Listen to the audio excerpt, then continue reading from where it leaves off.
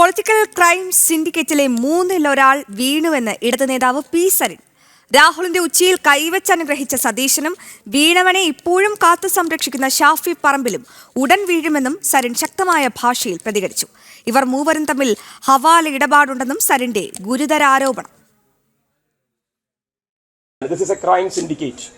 ആ crime syndicate എന്ന് പറയുന്ന സിൻഡിക്കേറ്റിലെ പ്രധാനികളായ 3 പേരുണ്ടായിരുന്നു. അതിൽ ഉച്ചിയിൽ കൈവച്ച് അനുഗ്രഹിച്ചിരുന്ന ഒരാൾ ഒരു 6 മാസം മുന്നേ ആ കൈ പിൻവലിച്ചു. അയാളെ ഇപ്പോഴും കേരളം പ്രതിപക്ഷ നേതാവ് എന്ന് വിളിച്ചുകൊണ്ടിരിക്കുന്നുണ്ട്. ആ ഉച്ചിയിൽ കൈവച്ച് അനുഗ്രഹിച്ച ആൾ ഇപ്പോ കൈ അത് 6 മാസം മുന്നേ വരെ കൈ വെച്ചുകൊണ്ടിരിക്കുകയും പിന്നെ പിൻവലിക്കുകയും ചെയ്തു എന്നുള്ളത് കൊണ്ട് ഇപ്പോ അയാൾ നല്ല പിള്ളയാകുന്നില്ല. ഇവിടുത്തെ മാഫിയകളിൽ നിന്ന് ഞാൻ വെറുതെ അല്ല പൊളിറ്റിക്കൽ ക്രൈം സിൻഡിക്കേറ്റ് എന്ന് ഷാഫി പറമ്പിലിനെയും VD സതീശിനെയും രാഹുൽ മാങ്കൂട്ടത്തിനെയും വിളിച്ചത്. ഇവർ നടത്തിയ ഹവാല ഇടപാടുകൾ, ഇവർ നടത്തിയ റിവേഴ്സ് ഹവാല ഇടപാടുകൾ, ഇവർ നടത്തിയ മറ്റ് ധനകാര്യ ഇടപെടലുകൾ, ഇതൊക്കെ ഈ കേസിന്റെ മെറിറ്റിൽ നമുക്ക് ചർച്ച ചെയ്യാൻ പറ്റില്ലെങ്കിലും ഇതൊക്കെ പുറം ലോകത്തിലേക്ക് ചർച്ചയിലേക്ക് വരും.